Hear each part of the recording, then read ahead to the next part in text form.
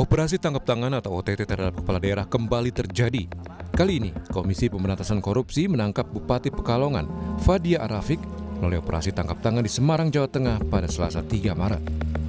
Setelah menemukan alat bukti yang cukup, KPK menetapkan Bupati Pekalongan, Fadia Arafik sebagai tersangka kasus dugaan korupsi pengadaan barang dan jasa di lingkungan Pemkab Pekalongan.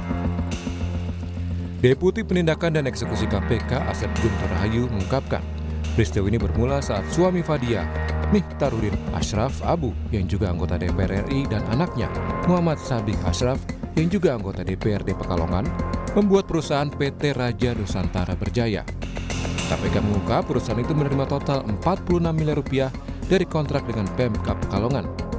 Dari 46 miliar rupiah itu, 19 miliar rupiah dinikmati oleh keluarga Bupati. Dalam pemeriksaan intensif yang dilakukan, FAR menerangkan bahwa dirinya berlatar belakang sebagai musisi, ya bukan seorang birokrat. Ini yang disampaikan oleh saudari FAR. Serta dengan demikian, saudara FAR tidak memahami hukum dan tata kelola pemerintahan daerah. FAR mengaku urusan teknis birokrasi diserahkan kepada sekretaris daerah, sementara dirinya lebih banyak menjalankan fungsi seremonial di lingkungan Kabupaten Pekalongan. Itu yang disampaikan oleh saudari FAR pada saat memberikan keterangan. Hal ini tentunya bertentangan dengan asas presumptio aures de iure, teori fiksi hukum. Terlebih FAR adalah seorang bupati atau penyelenggara negara selama 2 periode, serta 1 kali menjabat sebagai wakil bupati periode 2011-2016. Bupati Pekalongan, Fadia Arafik, tersangka korupsi pengadaan barang dan jasa, membantah dirinya terjerat OTT KPK. Fadia bahkan bilang dirinya ditangkap saat tengah bersama Gubernur Jawa Tengah di Semarang. Fadia juga bilang tak terlibat apapun soal pengadaan barang dan jasa, namun Bupati bilang perusahaan itu milik keluarganya. Saat penangkapan saya mereka menggerebek ke rumah, saya sedang sama Pak Gubernur Jawa Tengah. Jadi saya tidak ada OTT apapun, barang serupiah pun, demi Allah nggak ada. Ibu bersama Gubernur Jawa Tengah membahas apa, Ibu?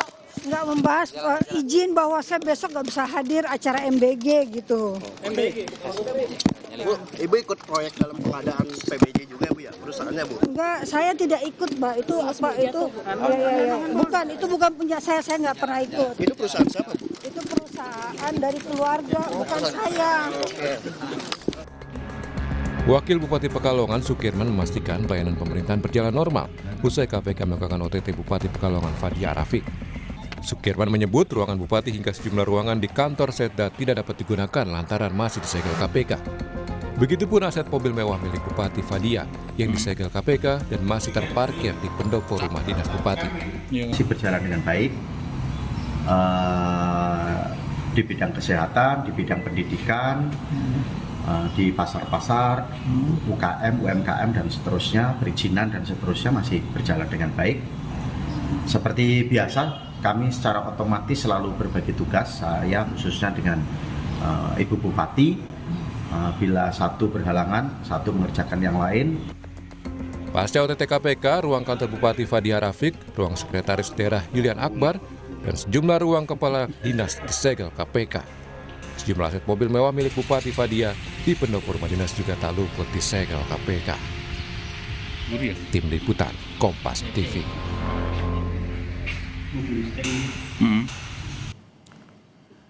KPK menetapkan Bupati Pekalongan Fadia Arafik sebagai tersangka kasus dugaan korupsi pengadaan barang dan jasa di lingkungan Pemkab Pekalongan. Dalam pemeriksaan yang dilakukan KPK, Bupati Pekalongan mengaku tidak paham soal birokrasi sebab Fadia berlatar belakang sebagai musisi dangdut. Lantas apa yang menjadi faktor pendorong kepala daerah melakukan korupsi dan seperti apa pengawasan dan pembekalan yang diberikan partai kepada kadernya yang menjadi kepala daerah? Kita akan bahas dengan sejumlah narasumber yang sudah bergabung melalui sambungan daring. Ada Wakil Ketua Umum Partai Golkar Ahmad Doli Kurnia dan pengamat politik Lingkar Madani Ray Rangkuti. Selamat pagi Bang Doli, Bang Ray. Selamat pagi. Assalamualaikum. Waalaikumsalam. Saya mau ke Bang Doli. Bang Doli, ini sikap dari Partai Golkar seperti apa? Ini dari tahun 2025 sampai sekarang ada 2 kalau tidak salah ya, Bupati Lampung Tengah Ardhito Wijaya dan juga Bupati Pekalongan Fadia Arafik yang terjerat korupsi. Iya, tentu kita semua prihatin ya dan kecewa tentunya. Pertama prihatin karena semakin hari semakin bukan berkurang ya, kepala daerah yang terkena atau terjebak masalah hukum, apalagi kena OTT dalam berapa bulan terakhir ini, kalau tidak salah sekitar 7 atau 8 ini. Nah, artinya kita melihat bahwa mereka ini tidak membaca situasi atau tidak baca perkembangan ya, bahwa ada kolega-koleganya yang sebelum mereka kena itu juga terjadi hal yang sama. Nah, kenapa mereka ulangi kan gitu? Kenapa tidak hati-hati?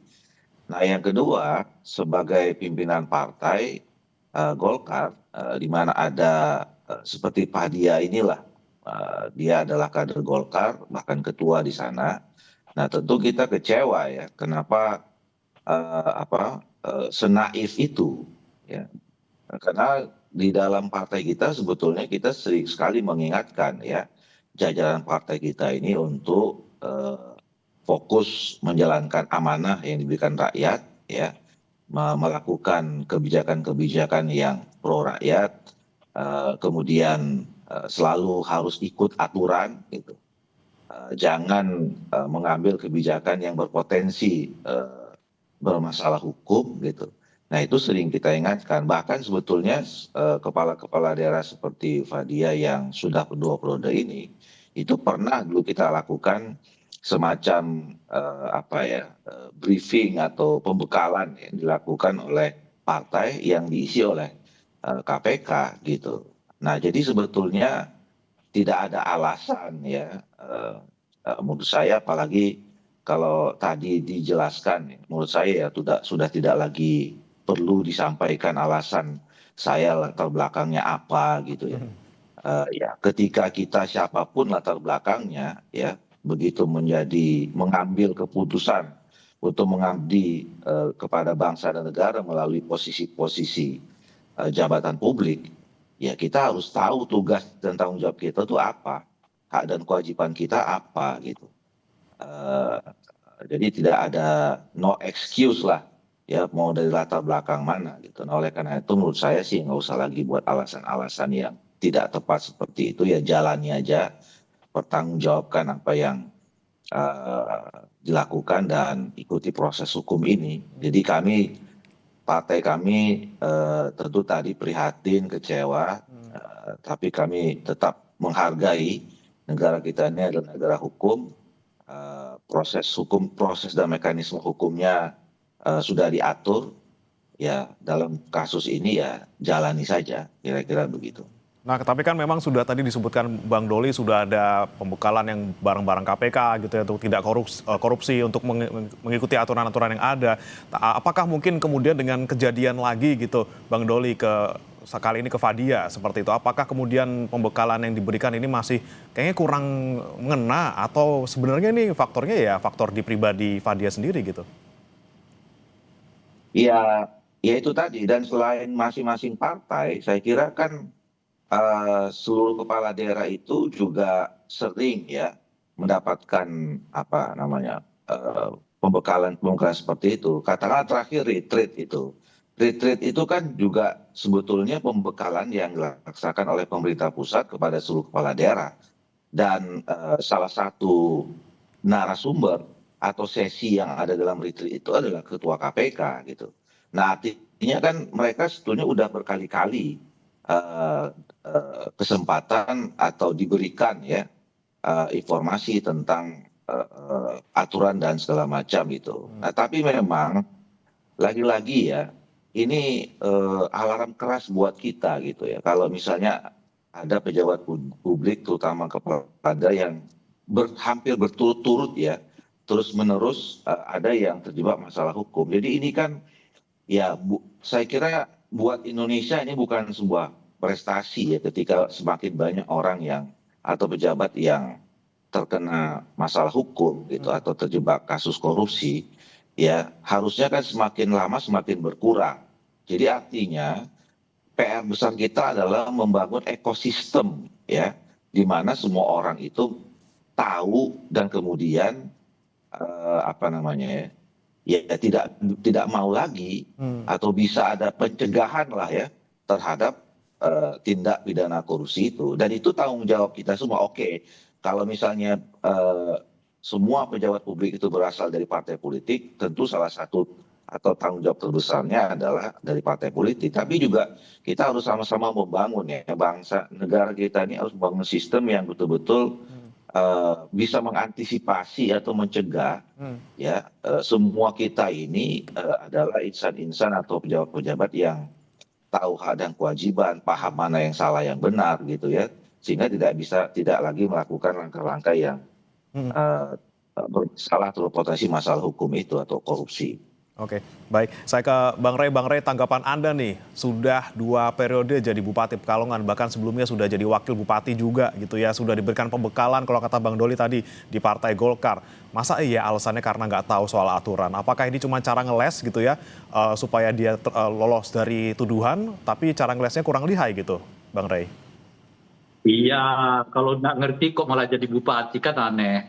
Tapi itu juga sebetulnya kan membuat Golkar jadi malu. Kenapa? Lah masa orang yang nggak ngerti asas-asas pemerintahan kok dicalonkan oleh Golkar gitu kan? Dan jangan lupa beliau ini adalah orang yang bagian dari orang yang dititipi oleh Pak Jokowi kan?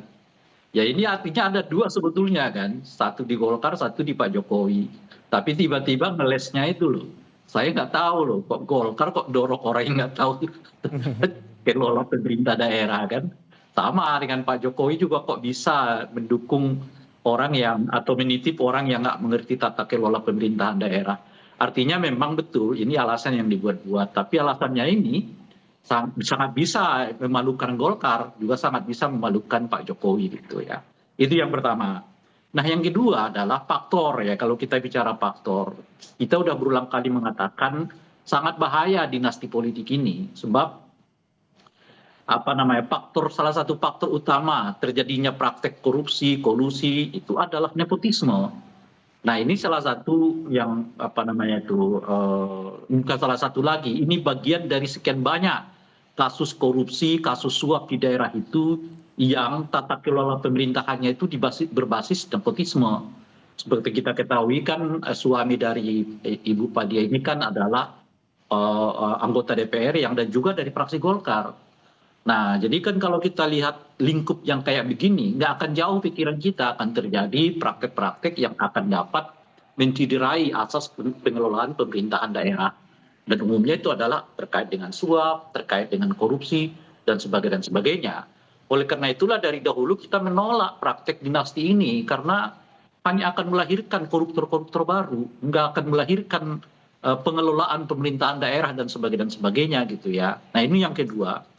Nah yang ketiga, saya kira kalau bicara soal sistemik, inilah pentingnya mengapa kita 2 hal ya, terus mengusung supaya satu, revisi pembuatan undang-undang perampasan aset itu segera ditetapkan oleh DPR. Yang kedua adalah hak untuk mencabut hak politik para koruptor. Sayangnya kan yang kedua ini dibatalkan lagi ya, di mana hak orang yang didakwa dan divonis ya melakukan tindak pidana korupsi lebih dari yang hukumnya lebih dari 5 tahun, itu otomatis hak politiknya hilang, itu dibatalkan lagi. Nah, efeknya seperti yang sekarang.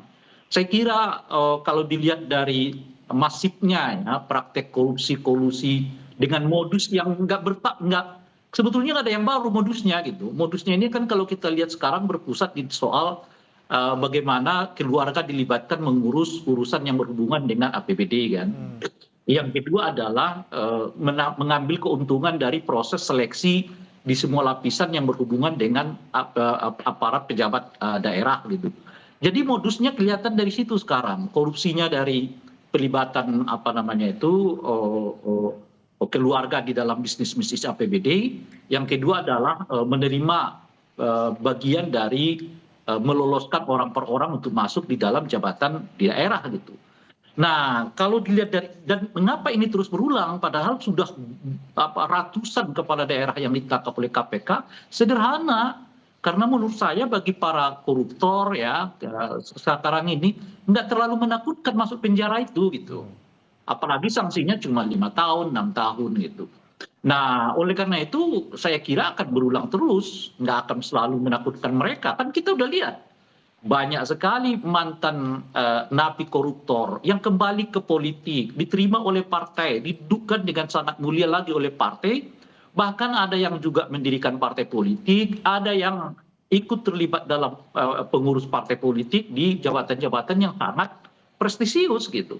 Nggak ada efeknya sama sekali. Biarlah 5 tahun, 6 tahun, 7 tahun kita nyantri dulu di KPK, habis itu kan tetap menjadi orang terhormat gitu. Nah, oleh karena itu saya kira ya ada dua hal yang sangat penting untuk membuat para calon koruptor ini gitu ya, atau koruptor-koruptor itu.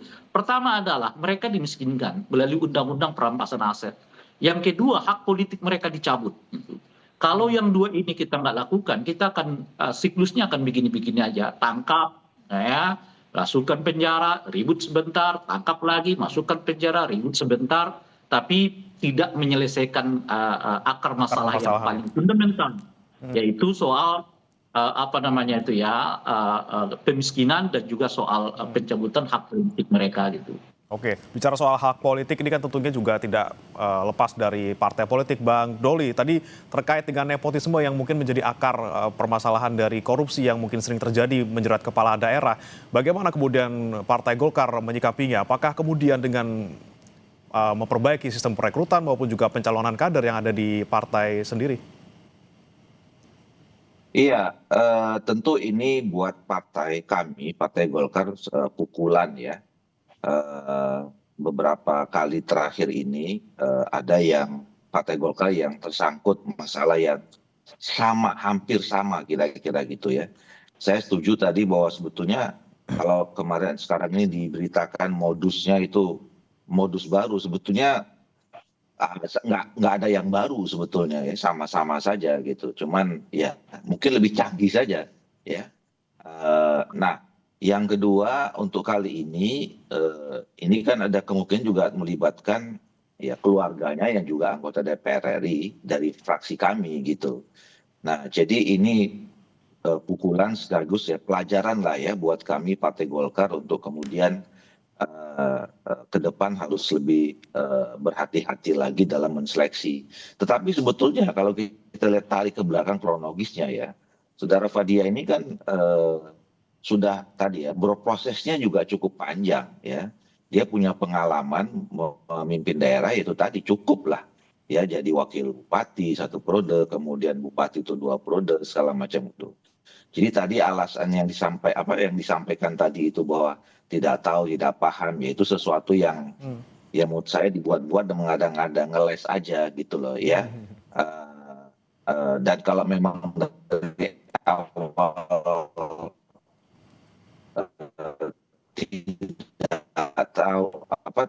tidak tahu ya tentu kan proses perjalanan pemerintahan di sana pasti terganggu. Terus ini ya pemerintah di sana kan selama ini berjalan cukup baik juga gitu ya. Nah, jadi itu dua hal yang berbeda. Ada sesuatu yang memang tanggung jawabnya sebagai kepala daerah untuk melakukan terus proses pembangunan itu memang tetap jalan, tapi ada tindakan-tindakan yang seharusnya tidak terjadi ya, seperti terjadi tindakan tindak pidana korupsi ini, yang itu sekali lagi saya katakan di awal tidak ada alasan ya, no excuse. Apakah memang berlatar belakang ini dan itu nggak ada alasan. Faktanya sekarang terjebak masalah hukum dan harus dipertanggungjawabkan. Nah, yang berikutnya saya setuju tadi ya bahwa memang dalam rangka tadi saya sebutkan memperkuat ekosistem pemberantasan korupsi ini, apalagi kita mau mengarah kepada pencegahan ya. Satu, memang harus didukung oleh regulasi yang cukup. Nah, saya dan beberapa teman-teman DPR juga kan kemarin setuju dan mendukung ya perlu adanya undang-undang perampasan aset ini segera untuk diundangkan. Ada undang-undang tentang perampasan aset. Dan sampai sekarang itu memang sedang berproses di DPR, khususnya teman-teman Komisi 3 itu sedang berlangsung dan itu merupakan bagian dari janji DPR kemarin bersama dengan pemerintah ya di dalam 7 plus berapa itu kemarin 8 plus sebagai tuntutan dari teman-teman atau masyarakat mahasiswa pada Agustus yang lalu gitu. Nah, itu yang pertama. Yang kedua, memang perlu ada mungkin ya revisi ya, atau kemudian merumuskan ulang tentang aturan-aturan seperti yang tadi itu. Soal KKN ini kan ini isu dulu kita yang lama sebetulnya ya. Ya. Dulu saya sama Bung Rai ini waktu masih sama-sama jadi anak-anak kecil dulu, jadi aktivis gitu. Kata-kata KKN itu kan kata yang populer yang memang tidak, yang menjadi musuh kita pada saat itu, ya kan? Nah, harusnya sih tidak diulangi lagi ya, apalagi kalau kemudian itu dimasukkan dalam melonggarkan aturan-aturan ya.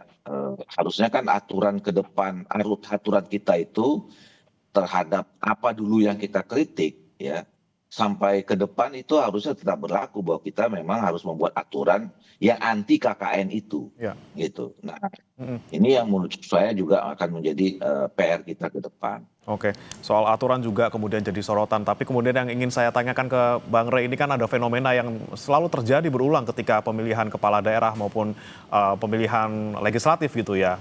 Partai politik kemudian ini getol banget gitu kalau misalnya mau ngerekrut calon kader ini dari artis, dari penyanyi, dari seleb gitu ya, yang tentunya oke lah untuk secara elektoral mungkin bisa gitu ya karena sudah populer, tapi di sisi lain nanti ujung-ujungnya kayak Arafik lagi gitu, Fadia Arafik. Saya nggak ngerti apa-apa soalnya saya penyanyi dangdut. Nah, ini bagaimana kemudian menyeimbangkan antara ingin menarik suara dengan yaitu kompetensi dan juga mungkin pengetahuan dia soal politik? Saya ini sebetulnya agak tidak terlalu senang kalau berbicara segala sesuatu harus mengubah aturan dulu, buat aturan dulu dan sebagainya gitu. Seolah-olah kalau tanpa aturan segala hal nggak bisa kita lakukan gitu. Nah, maksud saya begini, saya merasa nggak perlu lagi aturan untuk mengatakan bahwa orang yang tidak terlalu cakap di dalam satu kegiatan itu dilibatkan dalam kegiatan itu. Orang yang benar-benar pemula gitu. Dan saya kira juga nggak perlu lagi aturan untuk mengatakan kalau orang mau menempati posisi tertentu di Republik ini, mereka harus melalui proses gitu. Nah, oleh karena itu seleksi yang seperti itu mestinya terjadi di partai politik. Partai politiklah yang melakukan seleksi. Apakah orang ini sudah pada tahap atau kriteria yang layak mumpuni untuk diberi jabatan, katakanlah misalnya kepala daerah dan sebagainya gitu. Itu adanya di partai politik menurut saya gitu. Jadi nggak perlu lagi aturan misalnya bahwa calon kepala daerah itu minimal 3 tahun jadi anggota begitu gitu. Nah, terlalu rigid. Nah, harus ada kesadaran kolektif yang digerakkan oleh moralitas berbangsa dan bernegara bahwa orang ini memang sudah patut layak untuk duduk di jabatan-jabatan publik. Nah, seleksinya itu ada di partai. Nah, masalahnya jangankan berbicara soal soal artis gitu ya, atau orang yang baru masuk jadi anggota partai lalu tiba-tiba dicalonkan sebagai caleg macam-macam. Bahkan mantan koruptor aja pun masih tetap didukung oleh partai politik untuk nyalek dan jadi kepala daerah, jadi anggota legislatif dan sebagainya gitu. Nah, selama kebaikan-kebaikan moral ya, kebaikan-kebaikan reformatif nggak terjadi di dalam partai, sementara kekuasaan mereka begitu luas di dalam politik ini, yaitu yang saya sebut tadi, kita hanya akan mengulang-ulang peristiwa yang sama. Nggak sulit untuk menyelesaikannya. Kalau semuanya bergantung kepada aturan, kita bisa jadi overdosis aturan. Tapi kan kita tahu overdosis aturan juga nggak terlalu baik ya bagi sebuah negara yang demokratik. Negara yang sehat itu kan tidak mendasarkan dirinya pada banyaknya aturan gitu loh. Negara demokrasi yang sehat itu mendasarkan dirinya pada kesadaran moral, kesadaran etik. Apa kesadaran moral, kesadaran etik itu? Ia berpikir tentang apa yang terbaik yang ia berikan, yang bisa ia berikan kepada bangsa dan negara gitu. Nah, ini menurut saya yang kita hilang di partai-partai politik. Orang masuk partai itu bisa mengubah dengan sangat cepat perilaku orang. Ya, saya mengalami sendirilah. Saya masih bersyukur ada Bung Doli yang ya masih bisa diajak lah berbicara tentang hal-hal lain. Kalau kita lihat yang lainnya, kemarin masih keluar-keluar dukung pilkada langsung, masuk partai, berubah. Malah sekarang menjadi juru bicara pilkada tak langsung. Itu terlalu lazim. Kita lihat di dalam partai itu gitu ya. Ada calon presiden yang mendukung perubahan. Baru 2 minggu hasil pilpres ditetapkan. Balik lagi ke mereka yang ikut kelanjutan. Ini moral politik apa yang mau dipertontonkan gitu loh kepada publik. Kalau dipersoalkan mereka akan jawab nggak ada larangannya, nggak ada aturannya. Nah kalau semangat ya membangun negara berdasarkan banyaknya aturan, kita akan overdosis aturan.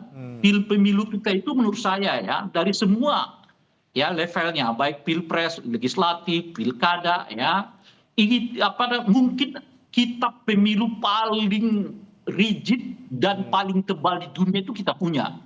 Indonesia yang punya. Tapi pertanyaannya apakah dengan aturan yang sebegitu rigid pemilu kita makin baik? Kenyataannya enggak. Gitu. Nah oleh karena itu saya mau mengatakan nggak perlu banyak aturan sebetulnya, tapi perlu meningkatkan kesadaran dan aktor kesadaran bagi moralitas politik itu harus ditumbuhkan melalui partai politik. Oke, bagaimana nih Bang Doli? Nggak perlu banyak aturan sebenarnya, tinggal moral dari partai politiknya aja untuk tidak mencalonkan kembali orang yang pernah tersandung masalah hukum ataupun juga merekrut orang-orang yang betul-betul berkapasitas.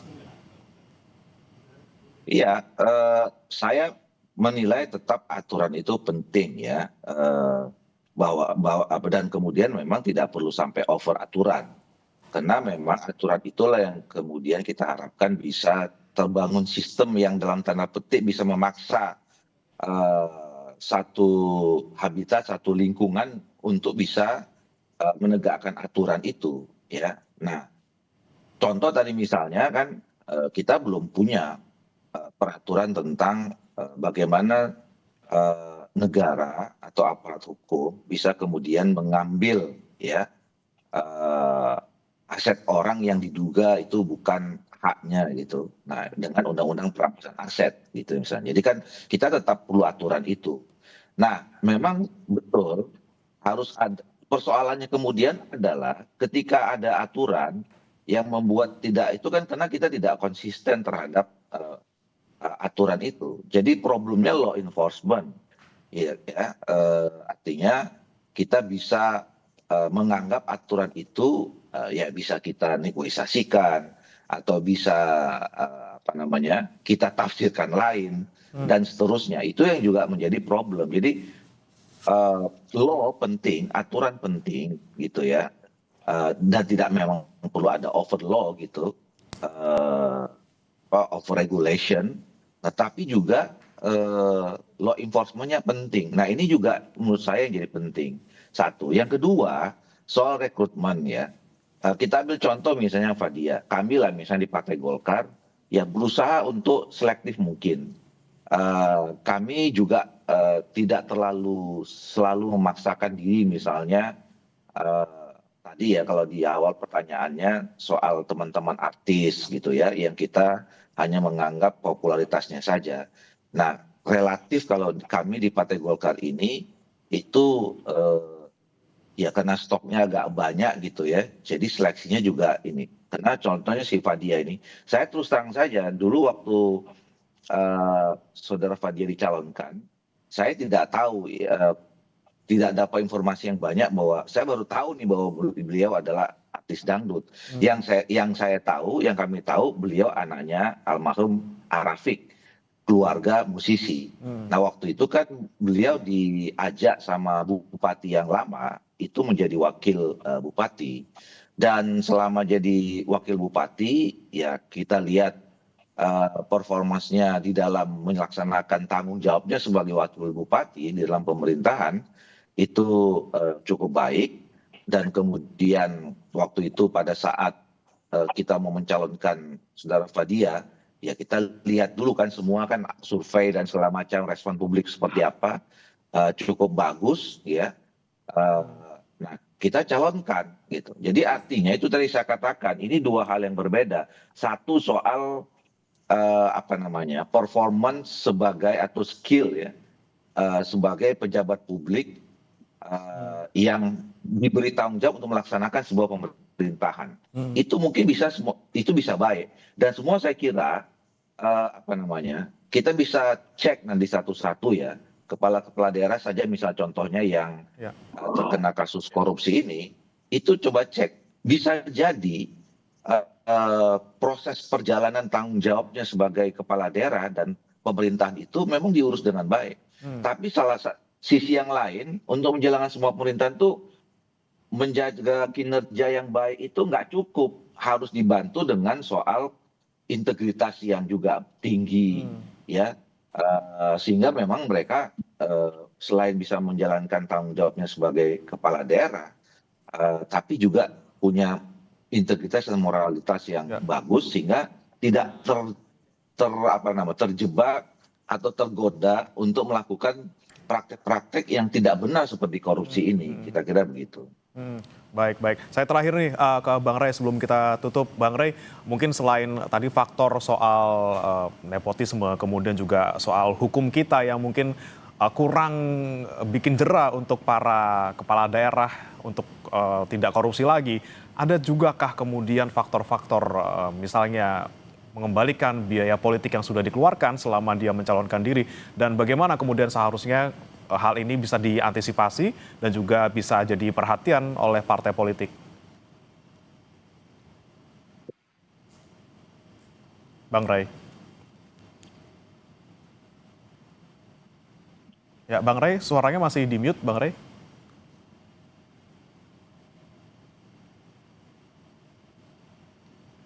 Ya, Bang Ray, bisa dinyalakan, Bang Ray? Ya. Baik, sepertinya masih dimatikan. Saya terakhir mungkin ke Bang Doli dulu. Bang Doli, kemudian apa yang kemudian bisa Anda pastikan lagi nih, Bang Ray? Jangan sampai kader-kader partai politik, terutama juga dari Golkar, nanti kena lagi gitu. Mungkin edukasi sudah dilakukan, kemudian pengawasan juga sudah dilakukan. Apa yang kemudian bisa dipastikan lagi oleh partai Golkar khususnya agar kedepannya tidak ada lagi nih kader-kader partai politik dari Golkar yang terjerat korupsi? Ya, kita sebetulnya terus-menerus ya mengingatkan, kemudian memberikan informasi, kemudian pemutaran gitu ya terhadap seluruh kader kita untuk, apalagi dengan terakhir ini kan beruntun ini ya, beruntun, dan saya kira memang ya kita makin hari pimpinan partai seluruhnya termasuk kami Partai Golkar ya harus betul-betul alert ya, terus memasang mata telinga gitu untuk kemudian memonitor seluruh jajaran partai kita supaya memang tidak akan ada lagi ke depan yang terjebak dengan hal yang sama gitu. Ini kan ya tadi itu mungkin ya, ini saya waktu itu tadi melanjutkan apa yang disampaikan Bang Burai ya. Ya jadi mungkin tidak ada lagi rasa takut ya buat mereka ya, karena ya mungkin teman-temannya sudah banyak gitu ya, nanti juga pasti ketemu teman-teman lagi. Nah ini kan bahaya gitu sebetulnya buat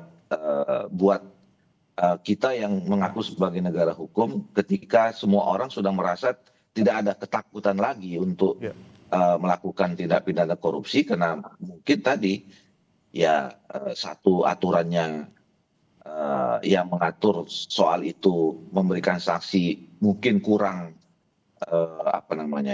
kurang keras gitu ya, sehingga tidak ditakui lagi. Yang kedua ya semakin masif, jadi kan tidak ya, orang juga mungkin merasa tidak lagi ada persoalan pertanggungjawaban moral kepada masyarakat kita, karena masyarakat melihat bahwa ini sudah banyak orang melakukan hal yang sama, jadi menjadi sesuatu yang biasa saja gitu. Ini yang bahaya menurut saya. Itu yang saya katakan tadi, alarm kuat buat kita semuanya, bahwa ini persoalan yang sangat serius buat bangsa kita gitu. Baik, terakhir singkat saja Bang Doli, sudah masuk kami Bang Ray sudah bisa mendengar dan sudah bisa terdengar suaranya, mungkin coba cek audio lagi Bang Ray. Oke, sepertinya Bosnya. Oh iya, sepertinya Resek ya? Udah tuh. Sudah. Halo. Oke, Bang Ray, singkat saja Bang Ray. Bang Ray, singkat saja. Ini mungkin terakhir, kemudian bagaimana kita bisa memutus mata rantai pejabat daerah yang korupsi? Sudah ada 8 selama tahun 2025 sampai 2026. Apa yang bisa kita lakukan sekarang konkretnya? Mengoptimalkan pengawasan terhadap dana kampanye. Inilah salah satu yang menurut saya agak lemah kita lakukan. Oleh karena itu saya punya usul ke depan ini mungkin dana kampanye itu langsung diserahkan ke KPK gitu. Nah, KPK lah yang langsung mengawasi sejauh apa penggunaan dana kampanye para calon sehingga kita bisa mengantisipasi orang ini punya potensi untuk korupsi apa tidak. Nah, yang kedua pengawasan terkait dengan praktek politik uang. Sayangnya Bawaslu kita nggak terlalu optimal bekerja pada wilayah ini. Dan oleh karena itulah saya juga merasa Bawaslu kita ini perlu direformasi, Bung Dol. Jadi nggak perlu kita memiliki Bawaslu yang sedemikian gede, besar, terstruktur. Tapi kalau terkait dengan politik uang, kinerjanya sangat lemah. Mereka hanya mengatur soal administrasi, mengurusi hal administrasi, tapi nggak masuk ke isu-isu yang sangat substantif.